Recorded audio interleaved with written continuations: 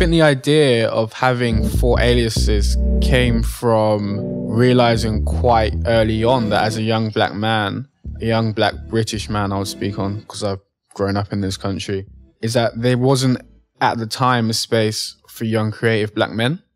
So creating these aliases was a way for me to produce this work and it not be judged or discredited instantly from external viewers.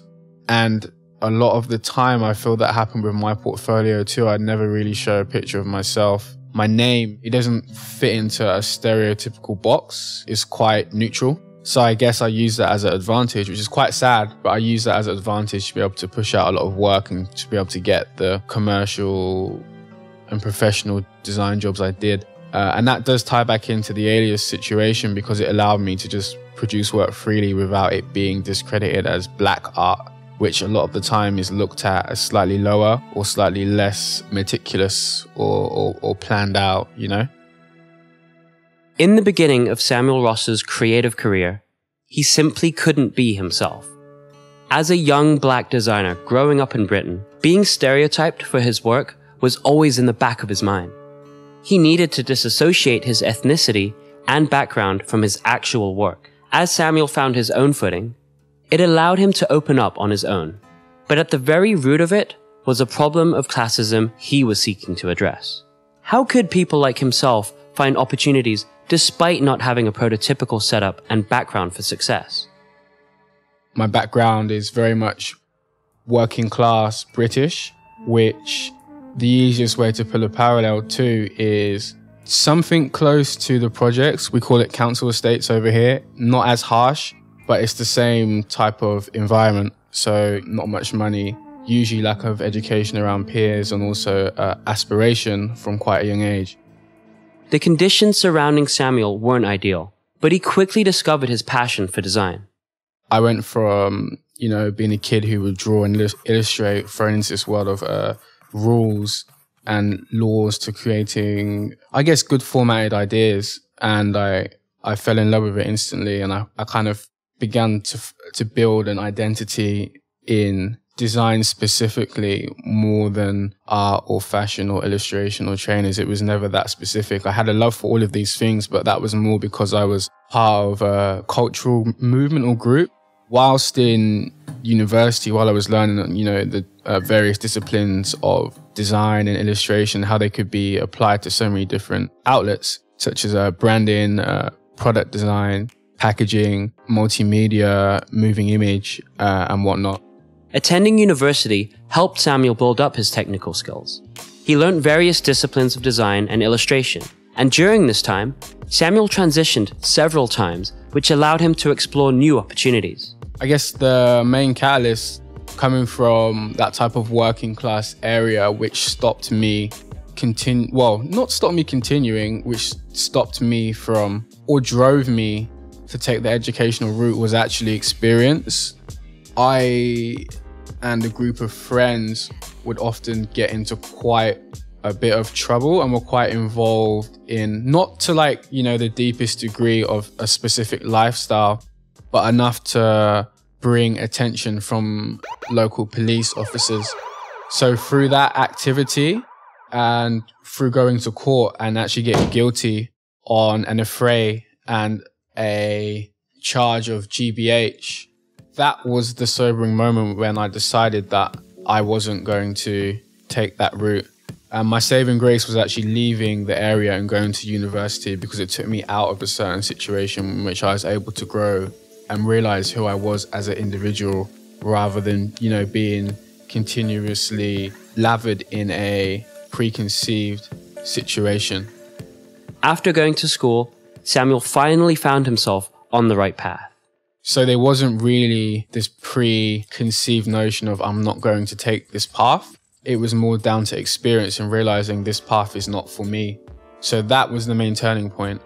Samuel's first experiences in fashion during university led him to a job at a streetwear store, and eventually as a fledgling entrepreneur selling bootleg Nike and Adidas t-shirts. With each step, Samuel was able to come away with more insight into how the business worked. His first proper experience doing it on his own was at the launch of his brand 24, which served as a pivotal moment in his early career as a designer. So that brand did quite well and was stocked locally, but due to lack of experience, it failed when it came to the financial side of balancing the books and working with retailers. After that failed, I was probably around 18 to 19. I decided to focus my efforts back onto design solely. My infatuation with streetwear died down a bit at the age of 18 to 19, and I kind of delved further into the world of design. The failures were only temporary for Samuel. He graduated with a first-class degree in graphic design and illustration. Around then, he was introduced to the work of important design figures such as Dieter Rams, Massimo Vanelli, and Roy Lichtenstein. They provided new levels of inspiration to Samuel as he continued to create under his 4 different identities. As referenced earlier, these separate identities allowed Samuel to create work without any worry of being stereotyped or judged. At this time, I guess my love for creating started to build up again, and I created 4 separate aliases in which I was creating work underneath. I had one alias, of course, in my old streetwear project called 24, which I revitalized. I also had a streetwear alias called known as Bitmap, in which I would go and graffiti walls and produce pieces of sticker artwork and place them around the city. I also had my film work, which I didn't even have a name for that. They were just anonymous videos that were posted onto YouTube, which were quite obscure. And at the time I was filming myself, it was pretty much like a pure art project. I also had SRD, which a lot of my branding work came under, such as freelance projects. In between his 4 projects, Samuel continued working as a graphic designer. But like most young creatives in an agency setting, Samuel grew tired of the professional design world and the lack of creative opportunities. After being in the industry, the professional working design industry, for around a year and a half, I started to realize that it wasn't fulfilling the ideal that was sold to me during university.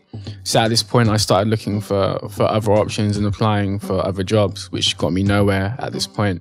I then took a different route and began to look towards different art directors and creative directors who to me were creating brilliant work. Of the many creative directors Samuel followed, he gravitated towards off-white designer and creative director to rapper Kanye West, Virgil Abloh. So I tried to get in contact with him for a while through various email threads, for any way possible. For example, I would email a blog he used to write for called The Brilliance and just send my CV straight through in the comment box. It was almost a desperation to escape a certain situation I was in, which wasn't that bad, but when you know you're capable of more, it's quite frustrating. Once again, this was to no avail, and I received no replies. And I found him on Instagram, and I said to myself, is there any point even fucking following him? He has 100,000 followers. I have 40 followers. What is the point in this? And I followed him and thought, fuck it, why not? Samuel could have easily not sent that message, and there would be no story. Instead, the next day.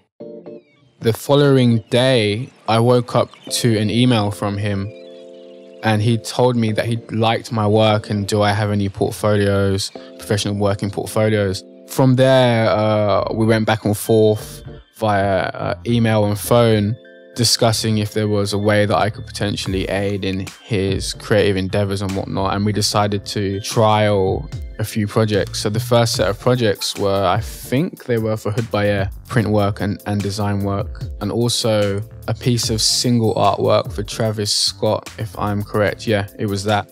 During his time working with Virgil Abloh, Samuel transitioned out of his first design job, moving into his auntie's back house in London.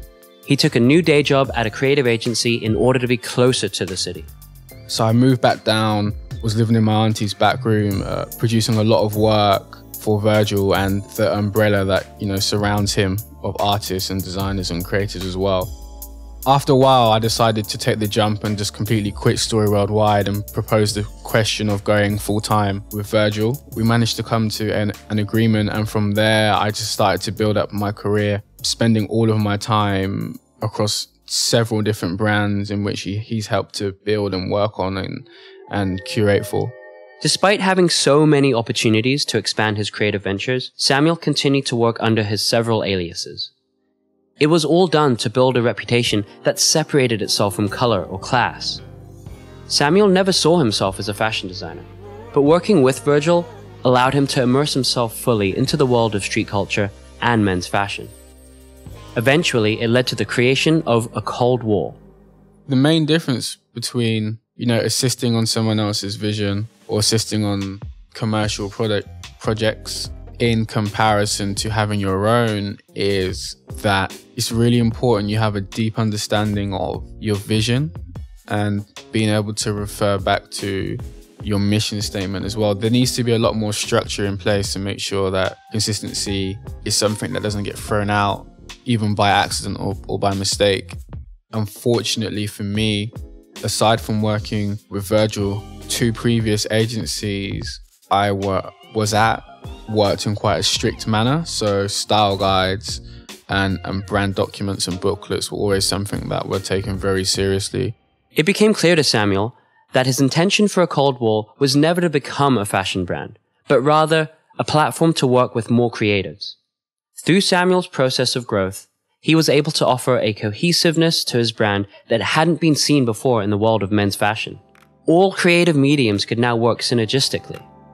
Yeah, I think that the assets work separately, as in they're entertaining separately. Someone can look at the t-shirt and be pleased by the visual of the t-shirt and how it looks. But, there's more to it than that. The brand isn't just about making cool graphics, as you said. It's about putting together an entire story. And it's got that theatrical nature that you would expect of a runway. When you go and watch a Rick Owens show or a Yoji show, it's the whole theater of that experience that sells the product and that continues the idea that the designer has initially put out. It's the same nature and tendencies that you can find with a Cold War. It's just that I haven't done the walk yet.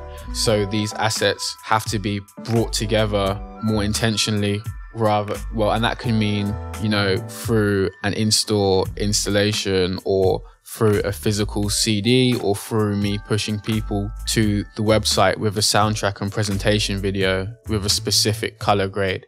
Samuel came to the realization that what he was creating was much larger than just a brand. He wasn't only creating clothing. He was building a platform that he could use to expand on his beliefs. Whether it's artistic, political, or design-centric, he wanted the responsibility of pushing change amongst his peers.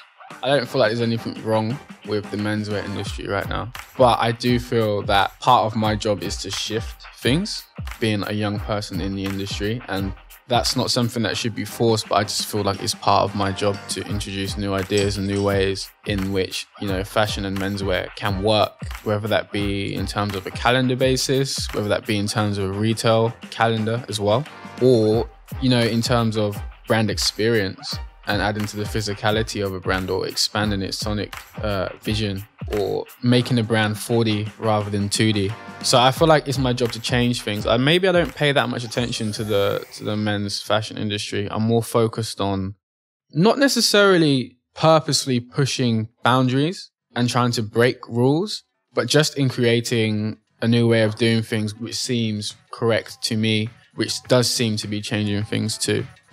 As a new player in the industry, Samuel was able to take his place amidst it all, free from the perception of other industry insiders. This allowed him to move and act freely, using the resources given to him to create as he saw fit. I think there's definitely a split between cultural style tribes, like traditional style tribes, in which people try to join from a simply visual and aesthetic point of view. There's a split now. I think that culturally, men's fashion seems to be a little bit more fluid. Someone can wear a specific type of bag on social media, and if that person has influence, it will filter through first their immediate peers who are probably into the exact same aesthetic and music as them, and then from there it will trickle down into mainstream. I think for me, fashion is a medium and a language that I'm using to explain something I could write down as a dissertation or something that could be put together as a case study. Fashion has always been an important player in British culture. The subcultural context dates back to even progressive generations, whether it be punk or the football terraces. Now it was up to Samuel to put his own mark on things.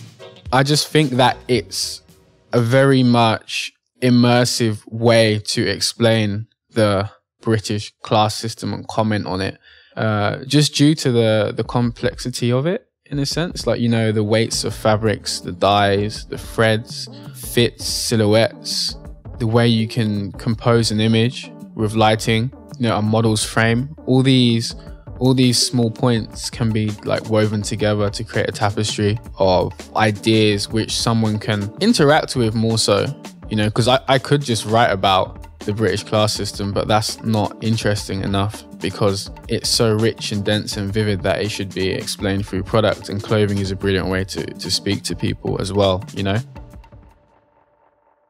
I think that why I chose clothing was due to a lot of the work I had been doing at the time, in which a cold war kind of came to my mind and into fruition as an idea and like, you know, small sketches of paper. At the time I was working for multiple brands every single day, living through streetwear and fashion. So it only made sense that this idea would materialize in that context too. High fashion has always been an industry catered to and inspired by several different microcultures. Samuel was looking to offer his own creative vision beyond just fashion. It was about integrating a user and interface experience approach to his work. My main target in regards to highlighting the class system through a cold war to, you know, a lot of peers and friends and people outside of the EU or out of the UK is to completely immerse people through the density of one's experience with the brand. And, you know, that kind of ties into having physical installations, building soundtracks, curating color tones for images. So it doesn't necessarily have to be something that needs to be understood, but more something that is felt through grouping together laws of aesthetic and design and semiotics specifically to invoke a feeling or something that is visually understood. It's apparent that Samuel's ambitions stretch further than just his clothing brand. It's easy to celebrate where Samuel is at now, but a lot of it came from relentless sacrifice. Whether it was through the exposure provided by working with Virgil Abloh, or through the doors he's opened himself, he certainly wants others to take their own leap of faith. I was lucky to have supportive parents who have both had really, really harsh upbringings, but I had really supportive parents. They were satisfied from me going to university and college alone. So I think that they kind of allowed me to have the ability to dream a bit, maybe. I don't know, I think it's a calling too. You kind of decide. I decided before I quit my job in Leicester, before I, you know, opened a conversation, or before Virgil opened a conversation with me, that I'm not going to do this and I'm not going to live a certain way. And from there, it's just sheer determination and delusion to achieve it. For example, I've moved in the last 6 years. I think I've moved 15 times to get to this point in terms of my career and it being respected globally as well. So I think there's a lot that isn't mentioned that it's almost a good thing we're kind of unsurfacing it now, because these are things that I haven't mentioned before and they kind of tie into what it really takes to, I don't know if the word is break free, but I kind of look at it as what does it take to break free from a class system? And that's my journey. And I guess that can be looked at as quite inspirational.